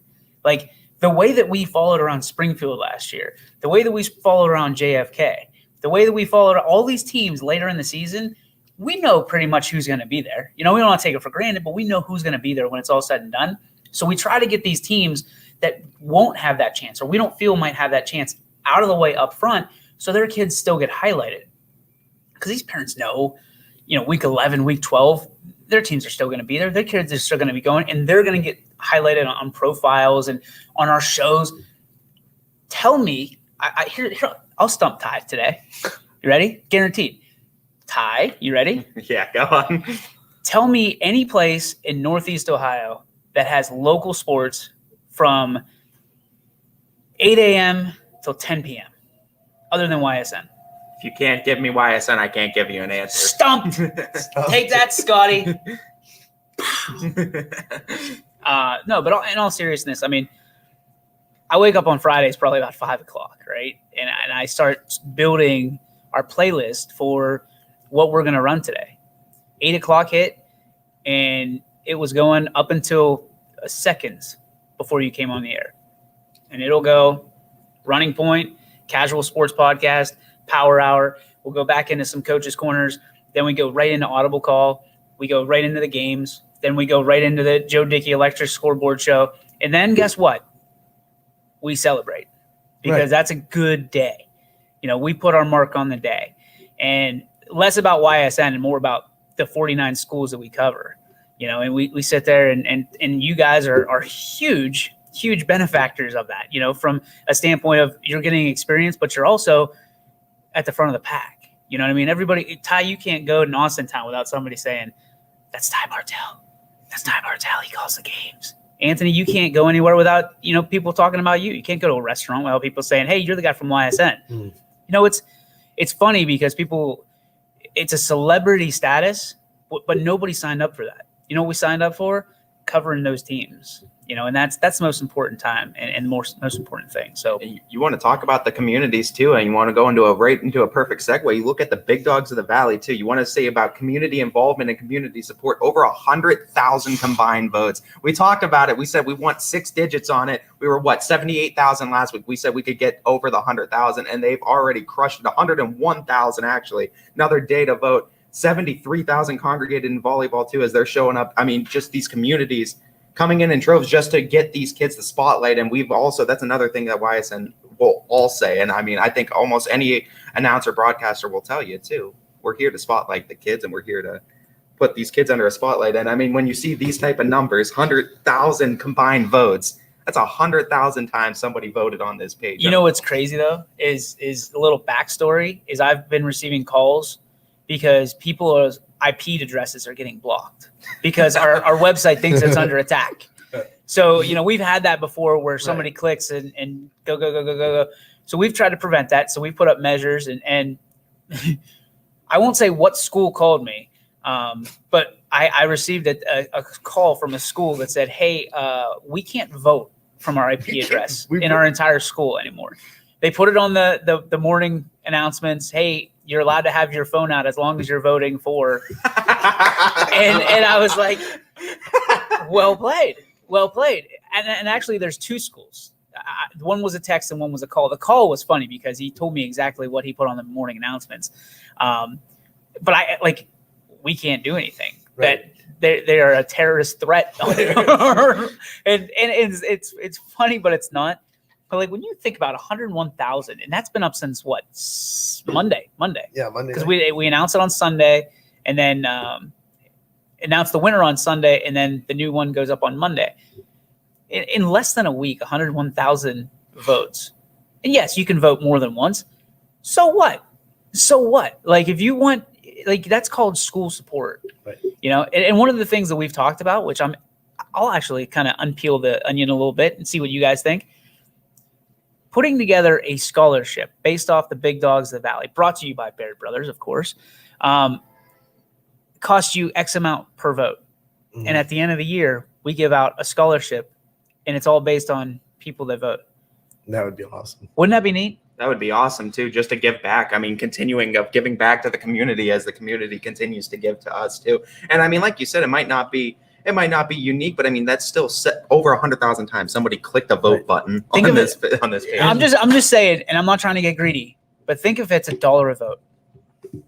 Some kid goes to college for free that year, or multiple kids go to college for free that year at $101,000.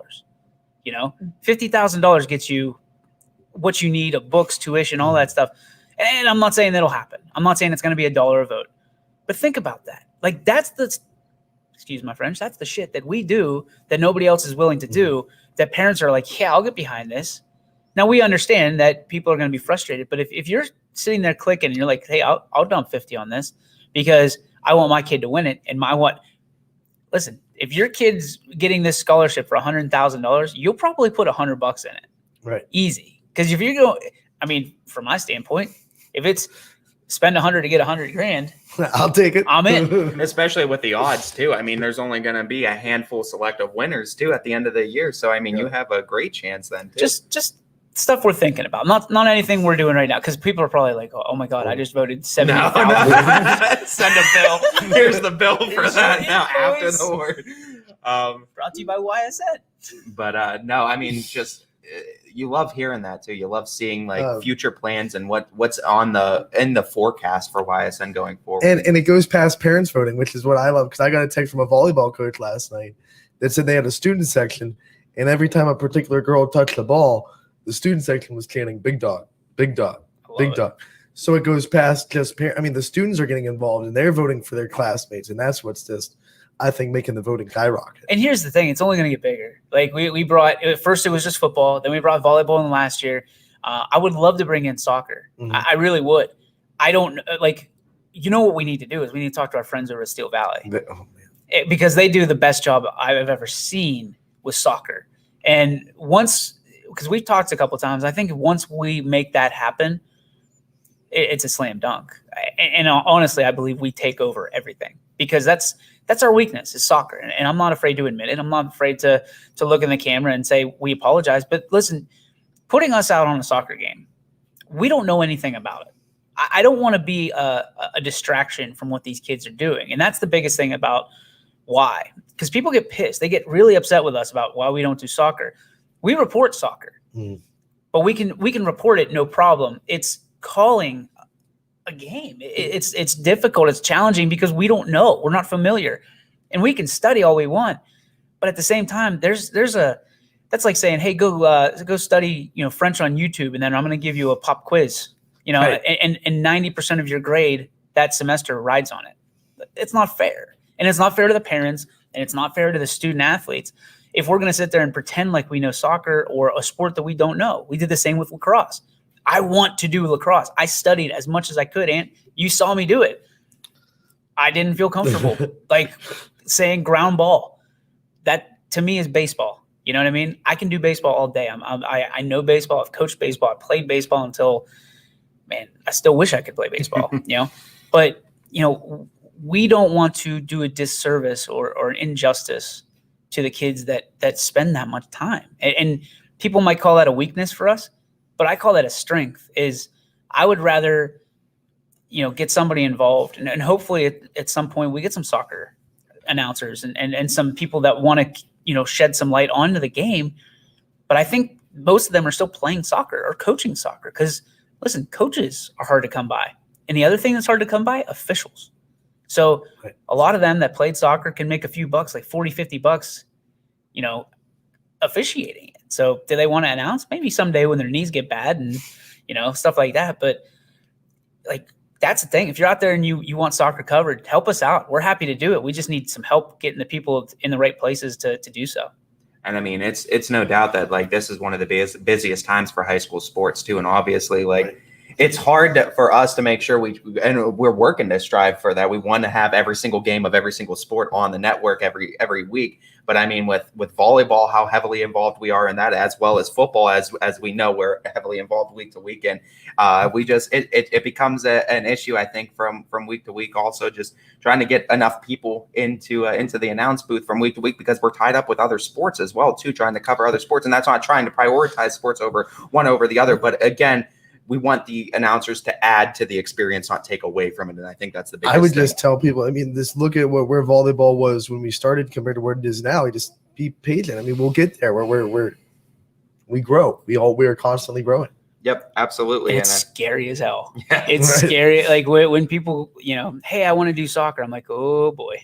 Because I don't know. They could sit there and be like, You know, they backfooted the ball to the line, you know, the mistress or like, I don't know. I don't know the lingo. Like, okay, I could watch it. But if I was told this before, and somebody might prove me completely wrong, but I watched a little bit of soccer, you know, and World Cup. And actually, if we're being real, Ty, you're going to love this. I downloaded a soccer game, like bought it, downloaded it, played it. They don't talk about freaking soccer. No. They don't talk about what's going on. They talk about like the storylines. Right. It's majority storylines. And then when plays start to happen, then, okay, let's get into it. And then storyline, you know. I will say, though, whenever they score a goal, I do go bananas. Like, I've done like 4 soccer games in my life. When they score that goal.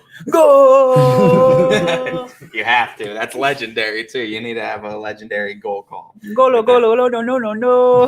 There's something special about the soccer announcers. Like, you know, I've seen snippets of some of their calls, and it's just like, it's the way they can go from just general conversation to all of a sudden, like, you have to be excited because they're making a run. I want to know, and this is completely kind of flip the coin on the other side, is our guys do such a good job with football.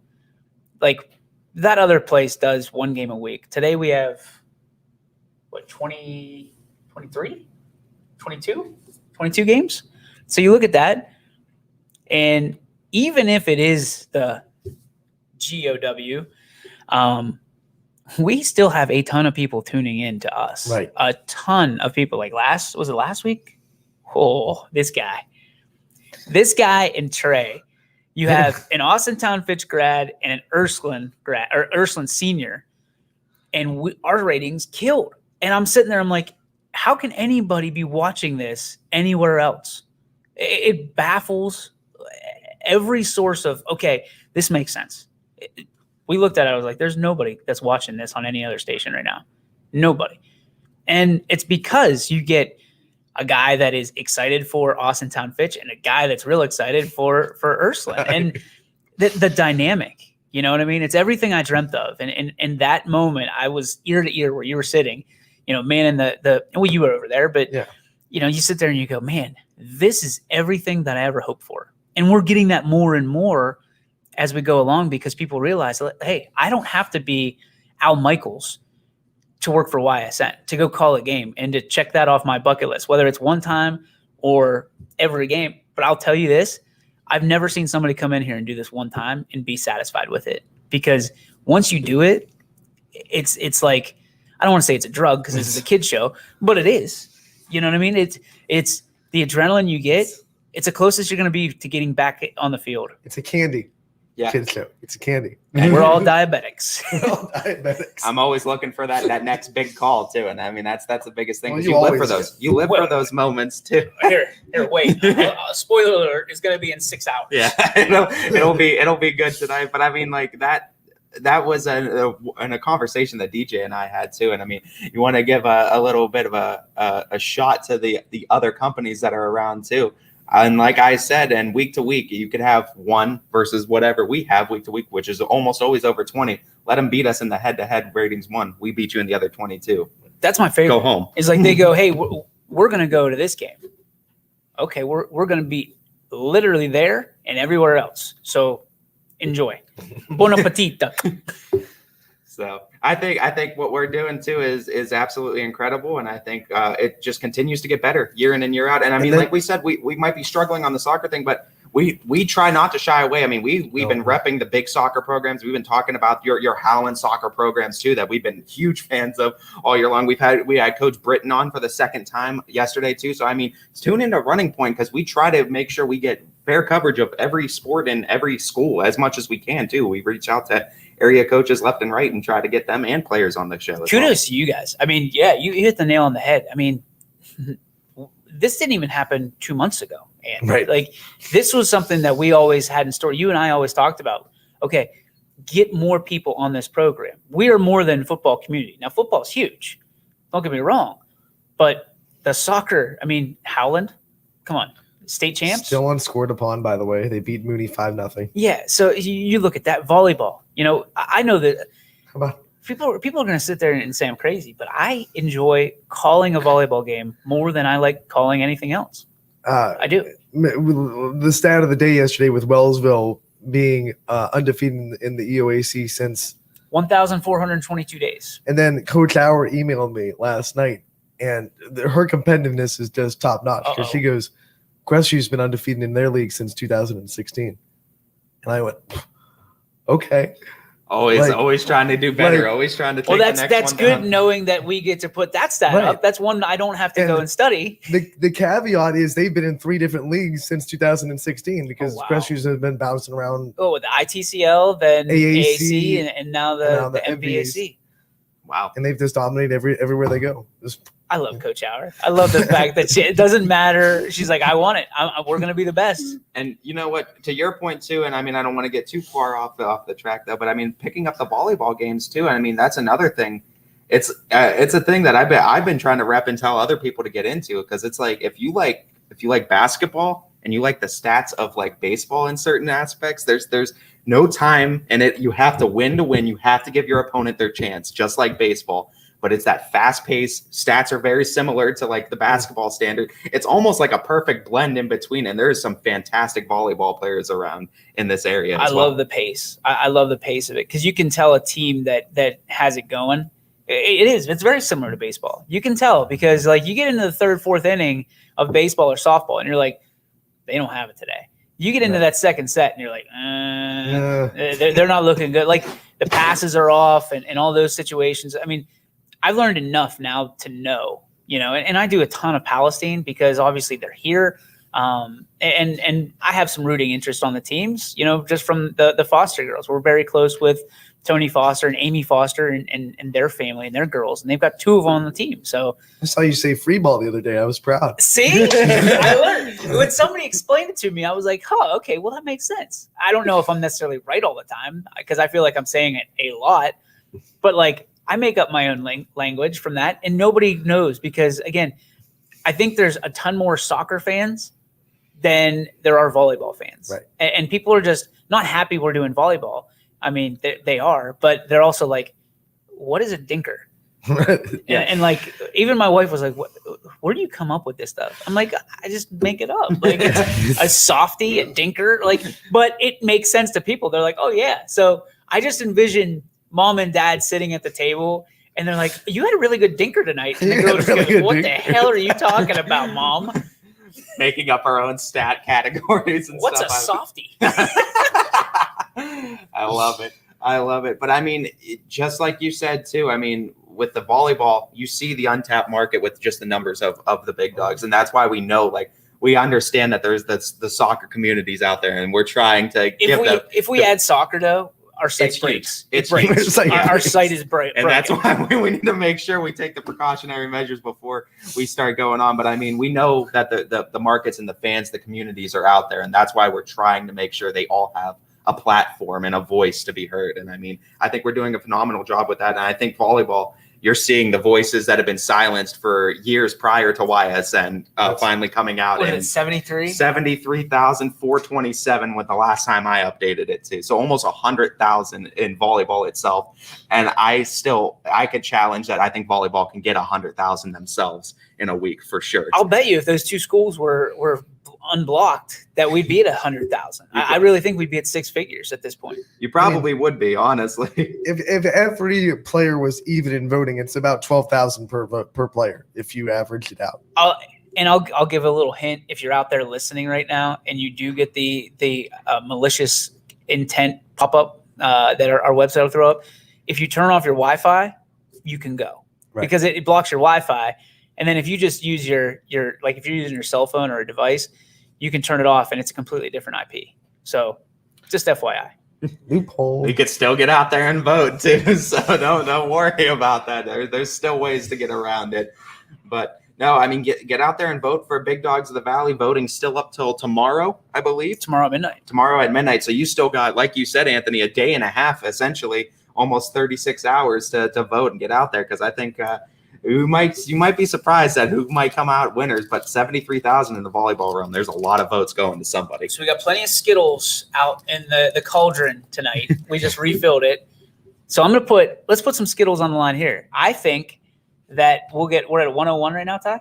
101 combined between, football and volleyball. I'm going to say we get 130 by tomorrow. 130. 103, excuse me. 103 now. Up Now I'm up- definitely, yeah. We just went up 2,000 during Yeah. the show. 103.5. Hi, Mom. I would say the over. Let's set the over under at 130. You taking the over or the under? I'm taking the over. You're taking what are you taking? 27,000 in 36 hours. Oh, we can definitely do that. Absolutely. Break it down that way. Maybe it's too low. Maybe all right, 140. Let's see how far we can take this. 140. Can we get 150? Do I see 160? I'll take 150. 150? I'll 150? take 150. Yeah, 150? I think 150 is possible for Okay. them. Is that the over on 150? Over 150. If we're Under doing prices 160. right, I would like. I'll take a 155. 155. You would rue the day you cross me, Trebek. 155,001. That's what I'll take. $1. I got one over. I think we can, though. I mean, you're looking at 103, 47,000 votes. We just went up, like you said, 2,000 votes in less than less than a half hour. And I mean, yeah, Siggy's popping on. Yeah, and he's Chris, saying put him giving up. the student athletes platform and exposure. That's what it's about. I mean, what I love most, and not to take it back to us, but what I love most is the fans that we get that want so badly to become part of what we do because of what we do. And Chris Sigler is a Great huge example. advocate of what we do, and now he's part of our team. Mhm. I mean, doing Beaver Local volleyball, he's going to do United basketball. He doesn't know this yet. He will as soon as I say it, but he's going to be doing stuff with me with spring sports.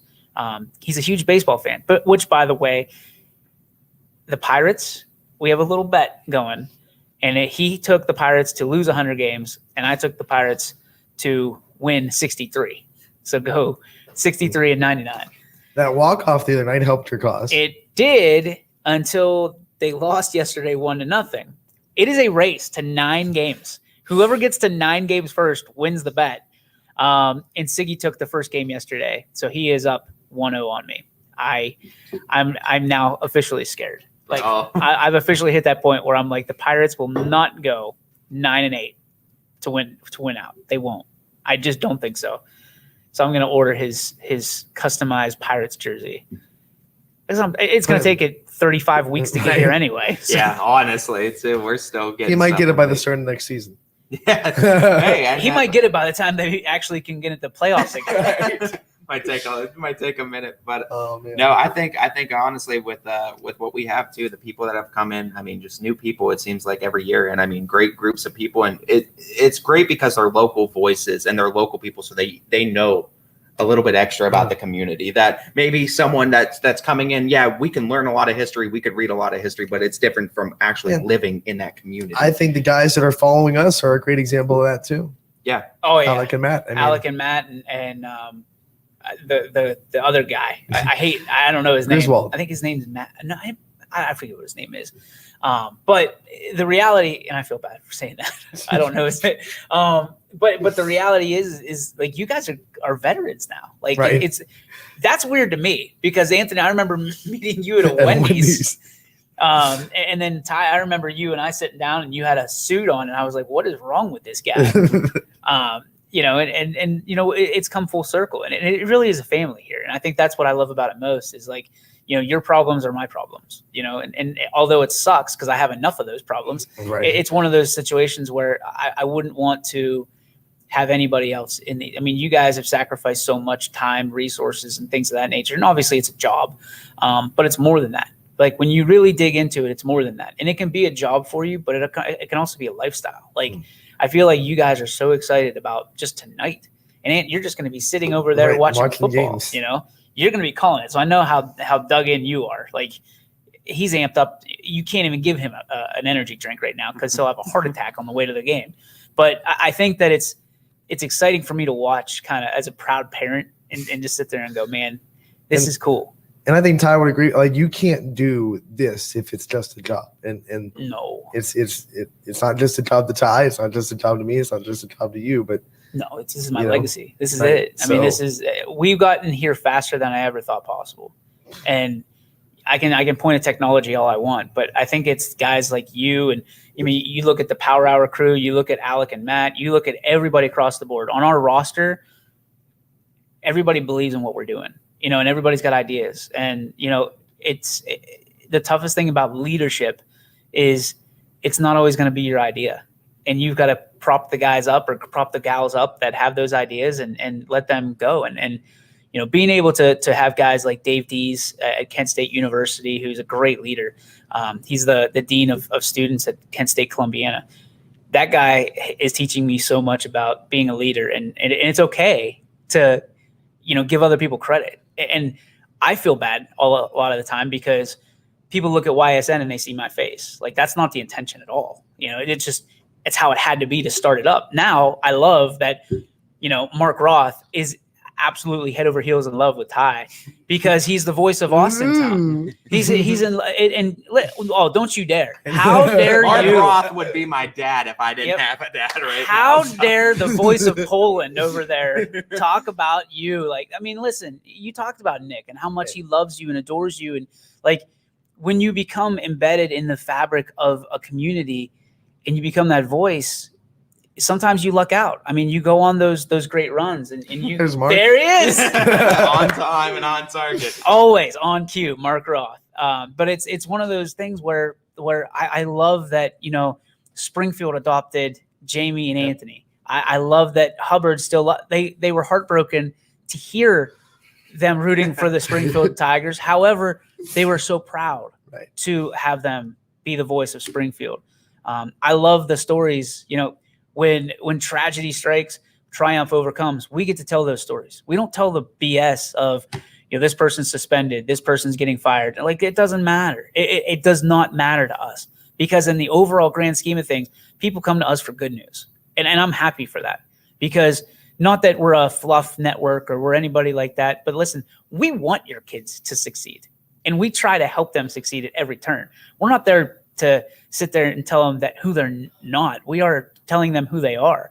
You're a great kid in the classroom. You're a great kid on the football field or the softball diamond or the pitch. See what I did there? The pitch, soccer. the court, whatever it is.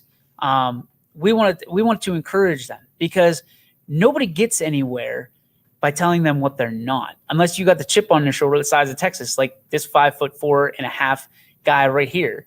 But I had, for every one person that told me I couldn't, I had 50 people that told me I could.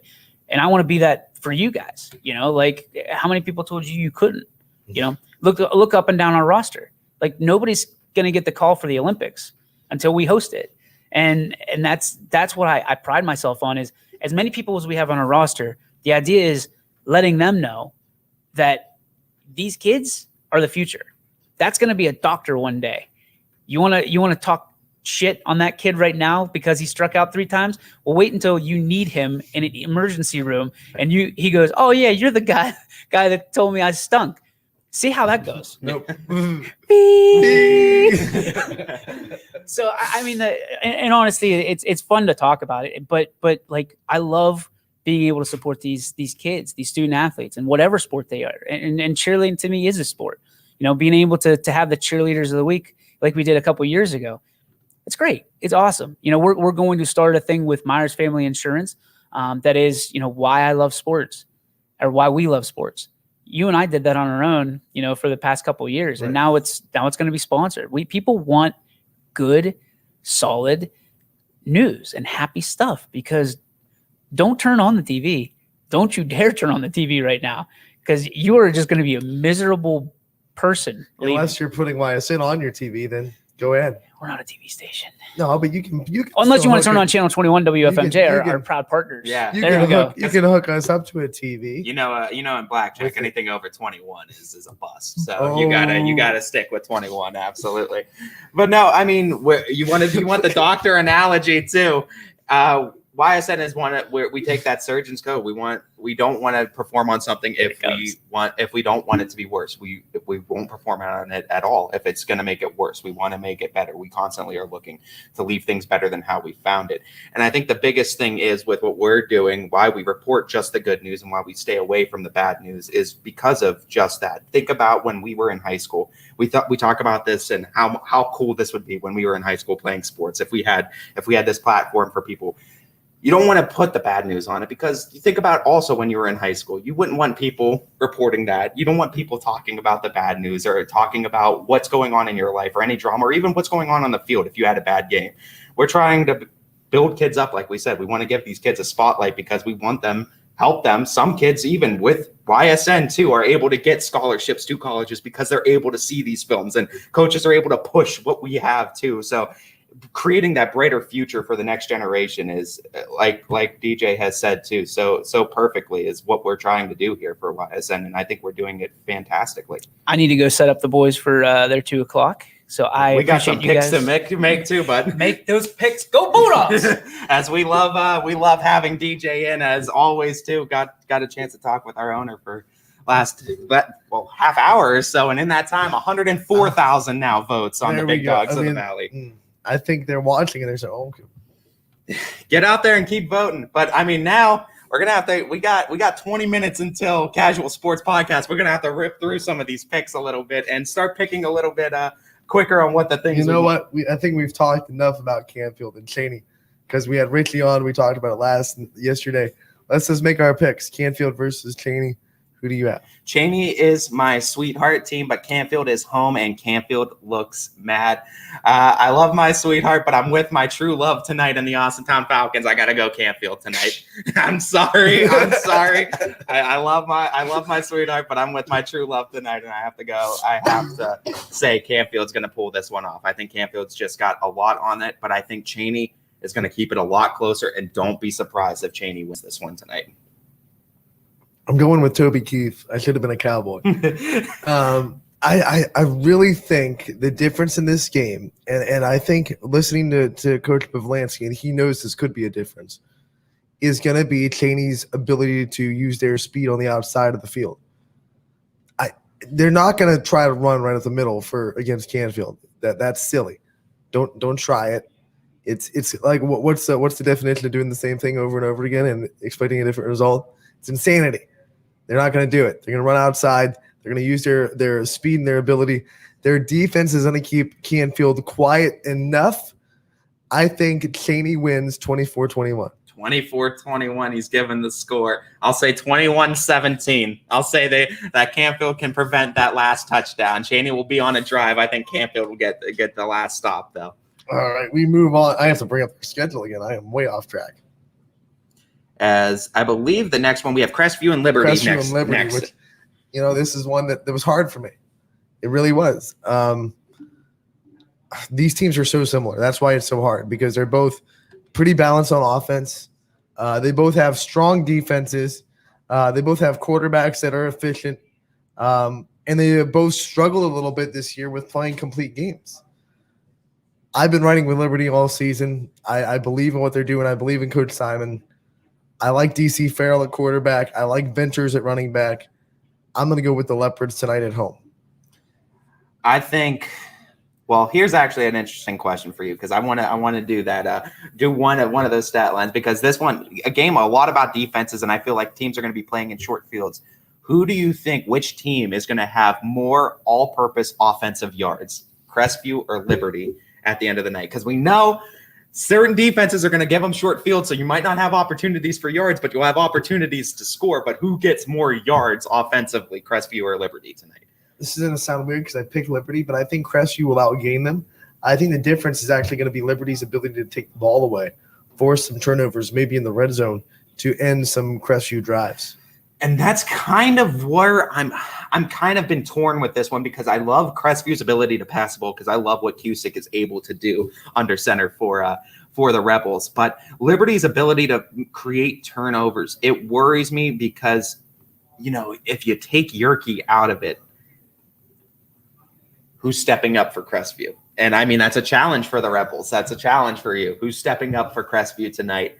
I think the Liberty being at home, that defense, turnovers usually win the turnover battle. You win the game. I think Liberty both wins the turnover battle tonight, and I think they win the game. Watch out for Rockland Batura out of the backfield. He led the team in receptions and touchdowns last week. He was Cusick's favorite receiver out of the backfield. So watch out for that if you're watching that game. Yeah, absolutely. I mean, he's going to be huge, and I mean, I think it's going to be a fun night tonight, honestly. As the next one I think we have coming up, I believe, is it South Range Poland, the next one on our docket? It is. It is South Range Poland.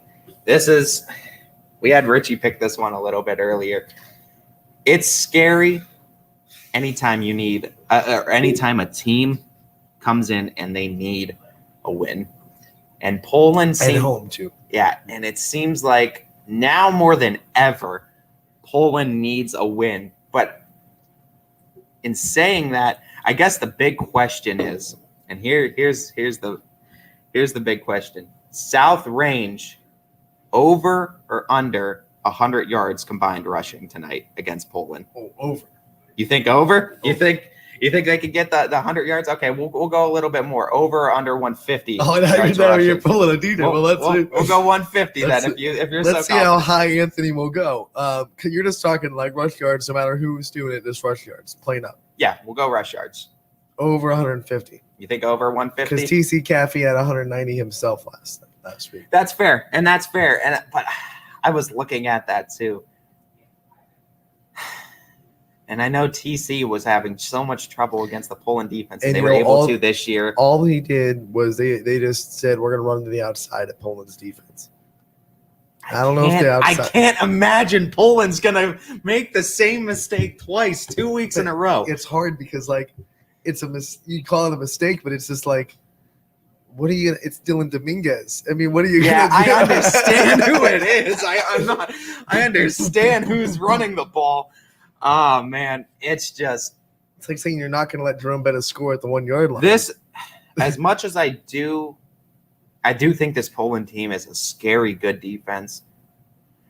I've said it a couple of times before. I think South Range has very real potential. Some shamrocks from Billy McCartney. Of going 10-0 this season. I really do. I think South Range has the potential.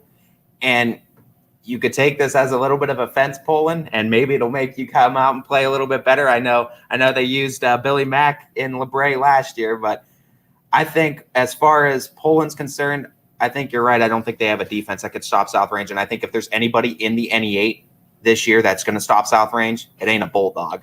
It's going to be, for me, it's going to have to be either Jefferson that might be able to do it, or Hubbard. Those are the only two teams I could look at that I think in the NE8 right now, realistically. Gerard, maybe. But, I mean, I still have to see a little bit more for Gerard. As far as the NE8 is concerned, I can't see anybody other than maybe Jefferson or Hubbard doing it. And so I have to go South Range tonight. This might be a bulletin board material for Poland.